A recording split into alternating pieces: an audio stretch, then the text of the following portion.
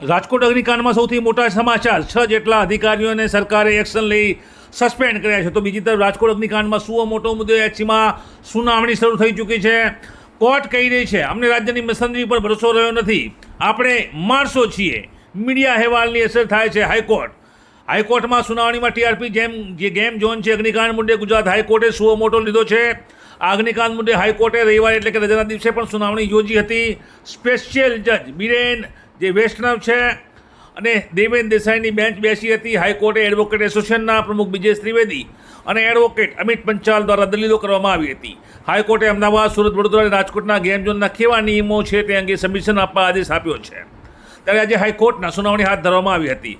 અરજદાર અમિત પંચાલ, રાજ્ય સરકારના વકીલ, જુદી જુદી મ્યુનિસિપલ કોર્પોરેશનના સરકારી વકીલ, અમદાવાદ ફાયર વિભાગના અધિકારીઓ કોર્ટરૂમમાં પહોંચ્યા હતા. ગઈકાલે આ સુનાવણી રવિવારના દિવસે યોજાઈ હતી, ત્યારે જજ બીરેન વૈષ્ણવ અને દેવેન દેસાઈ ડાયસ ઉપર આવ્યા હતા. કોર્ટે કહ્યું છે 7 મિનિટ પહેલાં કે આપણે માણસો છીએ. સમાચાર સંસ્થાના અહેવાલોની અસર થાય છે. કોર્ટ ઘટના બની એટલે તમે ગેમ ઝોન બંધ કરાવવા દોડ્યા. કોર્ટે કહ્યું કે અમદાવાદ અને અન્ય મ્યુનિસિપલ કોર્પોરેશન શું છે, ઘટના બની એટલે તમે ગેમ ઝોન બંધ કરાવવા દોડ્યા. 4 મોટા શહેરોના ગેમ ઝોન વિશે કોર્ટ સમક્ષ સ્ટેટસ મુકાયું. ત્યારે અરજદાર અમિત પંચાલે કહ્યું હતું કે કયા પ્રકારના બિલ્ડિંગમાં આ ગેમ ઝોન ચાલે છે તે માહિતી છે. ટીઆરપીએ ફાયર એનઓસી માટે અરજી કરી નથી. આરએમસી રાજકોટ મ્યુનિસિપલ કોર્પોરેશને કહ્યું છે કે ટીઆરપીએ ફાયર એનઓસી માટે તેમની અરજી કરી નથી. અમદાવાદ અને વડોદરામાં ગેમ ઝોનમાં ફાયર એનઓસી અપાઈ છે. ત્યારે બ્રિજેશ ત્રિવેદી કહ્યું હતું કે દરેક બાબતમાં કોર્પોરેશન સમય માંગતી હોય છે. આરએમસી 3 વર્ષ શું કરતી હતી? કોર્ટ આરએમસીએ ટીઆરપી ગેમ ઝોન શરૂ કરતા કોર્ટે કહ્યું હતું કે ટીઆરપીએ કોઈ પરમિશન ના લીધી, પણ આરએમસી 3 વર્ષ શું કરતી હતી. અહીં આરએમસીની જવાબદારી કોર્ટ ફિક્સ કરે છે. આરએમસી રાજકોટ મ્યુનિસિપાલિટી કોર્પોરેશન 3 વર્ષથી બેજવાબદાર હતી. 3 વર્ષથી કેમ કોઈ કાર્યવાહી નથી કરી? કોર્ટનું કહેવું છે. તમે આ કોર્ટના નિર્દોષોનું શું કર્યું?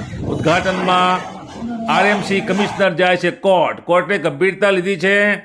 આરએમસી કમિશનર પર સવાલિયા નિશાન. રાજકોટ મ્યુનિસિપાલિટી કોર્પોરેશનના કમિશનર પર સવાલિયા નિશાન. તમે આ કોર્ટના નિર્દોષોનું શું કર્યું? ઉદ્ઘાટનમાં આરએમસી કમિશનર જાય છે કોર્ટ. રાજકોટ મ્યુનિસિપલ કોર્ટને કહ્યું છે કે કોર્ટે કહ્યું છે તમને 18 મહિનાથી ચાલતા આ ગેમ ઝોન વિશે ખબર નહોતી? પ્રશ્ન પૂછ્યો છે. તમે આ કોર્ટના નિર્દોષોનું શું કર્યું? ઉદ્ઘાટનમાં આરએમસી કમિશનર જાય છે. અમને રાજ્યની મશીનરી ઉપર ભરોસો રહ્યો નથી. હાઈકોર્ટ જ્યારે હાઈકોર્ટે કહ્યું હતું કે અમને રાજ્યની મશીનરી ઉપર ભરોસો રહ્યો નથી. કોર્ટના નિર્દેશો 4 વર્ષ છતાં આવી ઘટનાઓ બને છે. અધિકારીઓ ચીફ ગેસ્ટ તરીકે ગેમ ઝોનના ઉદ્ઘાટનમાં ગયા હતા.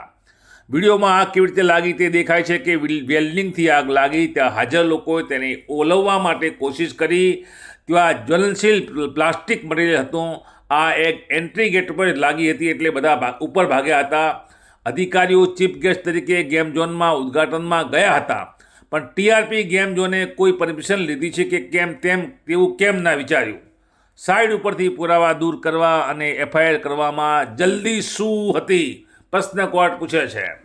લોકોના બોડીના ભાગ કેમ ઝોનમાંથી મળી રહ્યા છે? હાઈકોર્ટ એડવોકેટ એસોસિએશનના પ્રમુખ બ્રિજેશ ત્રિવેદી કહ્યું છે કે એક્સપર્ટ દ્વારા ફોટોગ્રાફ અને ફેશિયલ રિપોર્ટ વગર 2 જેસીબીએ બળેલું માળખું હટાવાયું.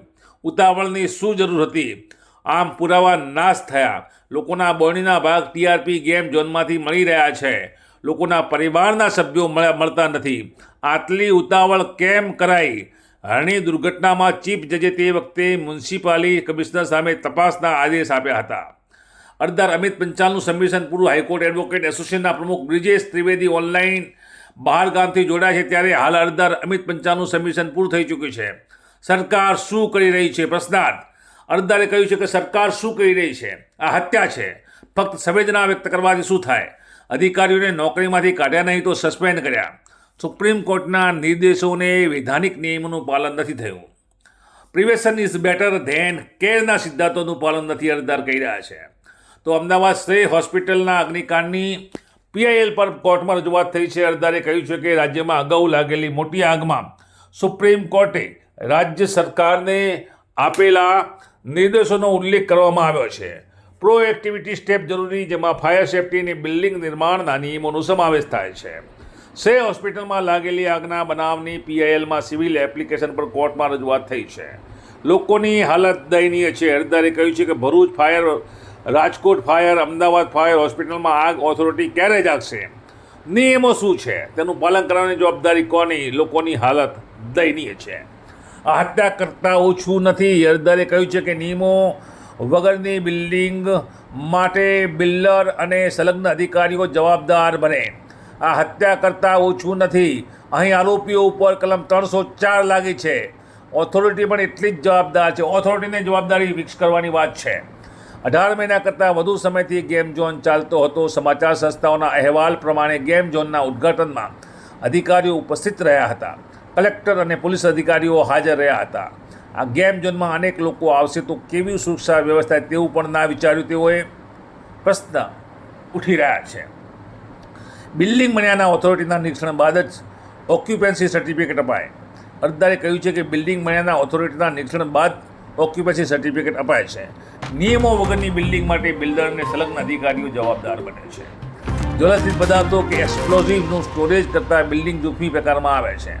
અરજદારે કહ્યું છે કે જ્વલનશીલ પદાર્થો કે એક્સપ્લોઝિવનું સ્ટોરેજ કરતી બિલ્ડિંગ જોખમી પ્રકારમાં આવે. મૂળ PIL કોવિડમાં સે હોસ્પિટલની આગથી 2020માં ફાઇલ કરાઈ હતી, જેમાં તેમાં સિવિલ એપ્લિકેશન અપાઈ છે. નેશનલ બિલ્ડિંગ કોડ ઓફ ઇન્ડિયાના નિર્દેશો ટાંકવામાં આવી રહ્યા છે. આમ આખો મામલો હાઈકોર્ટમાં ચાલી રહ્યો છે. PIL અને સુઓ મોટો કોર્ટે જ્યારે લીધું છે ત્યારે આ સમગ્ર મામલામાં અનેક જિંદગીઓ હોમાઈ છે. TRP ગેમ ઝોનમાં આગ લાગવા બાદ સૌથી મોટી સમસ્યા રેસ્ક્યુની હતી. બુલડોઝરથી રસ્તો સાફ કરવાનો પ્રયત્ન પણ તેમાં સફળતા મળી ન હતી. શું છે આ સમગ્ર ઘટના? ત્યારે રંગીલા રાજકોટીસ માટે 25મી મે 2024નો દિવસ કાળો બન્યો છે. કાલવા રોડ ઉપર આવેલા TRP ગેમ ઝોનમાં મોટી આગ લાગી હતી. હાહાકાર મચાવતી આ દુર્ઘટનામાં વેકેશન અને વીકેન્ડની મજા માણવા ગયેલા 28થી વધારે મુસાફરો કાળનો કોળીઓ બન્યા હતા. 30 સેકન્ડમાં આખો ગેમ ઝોન સળગી ગયો હતો. આગને પગલે 5 કિલોમીટર દૂર ધુમાડાના ગોટે ગોટા દેખાયા હતા. 1 કલાકની અંદર 28 મૃતદેહો હોસ્પિટલની અંદર પહોંચ્યા છે. અન્યની બોડી પણ મળી એવા અહેવાલ છે. આખી હોસ્પિટલ મૃતદેહોની છાવણીમાં ફેરવાઈ ગયું છે. પરિવારજનો આંખોના સુધારા વચ્ચે હોસ્પિટલના રજિસ્ટરમાં પોતાના વહાલસોયને શોધતા દેખાયા હતા. અહીં કોણ કોને સાંત્વના આપે તે સમજાતું નથી. ત્યારે રાજકોટ ગેમ ઝોનમાં લાગેલી આગને લઈને તુરંત રિપોર્ટ કરાય છે. RMC રાજકોટ મ્યુનિસિપાલિટી કોર્પોરેશનની જવાબદારી નક્કી કરવાની વાત છે. આ ઘટનામાં મૃત્યુના જવાબદાર લોકોની જવાબદારી નક્કી કરાય. કોણે આ બેજવાબદારી કરી છે અને સુપ્રીમ કોર્ટના નિર્દોષોની ઓથોરિટી દ્વારા અનાદર કરવામાં આવ્યાનું અત્યારે જાહેર થયું છે. GDCRના નિયમો કોર્ટમાં ટાંકવામાં આવી રહ્યા છે. મ્યુનિસિપાલિટી કોર્પોરેશન જવાબદાર બિલ્ડિંગમાં ડેવલપમેન્ટ માટેની મંજૂરી જરૂરી હતી.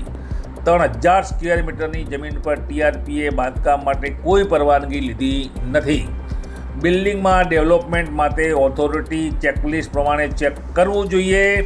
પાર્કિંગ પ્લેસ, સાઇનબોર્ડ, એક્ઝિટ વગેરે દેખાવા જોઈએ.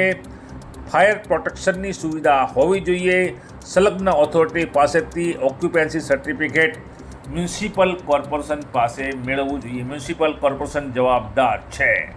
બિલ્ડિંગનું ચીફ ફાયર ઓફિસરે નિરીક્ષણ કરવું પડે છે. આ તમામ મુદ્દાઓ સાથે હાઈકોર્ટમાં સુનાવણી યોજાઈ છે અને હવે કોર્ટ આ બે જવાબદાર જે માણસો છે અગ્નિકાંડ માટે જવાબદાર છે તેમાં RMC રાજકોટ મ્યુનિસિપાલિટી કોર્પોરેશન પણ ઉઘડો લઈ રહી છે. કોર્ટના ફેસલા પર તમામ નજર મંડાયેલી છે. ત્યારે આ કોર્ટનો ચુકાદો ઇતિહાસમાં સીમારૂપ ચુકાદો બની રહેશે.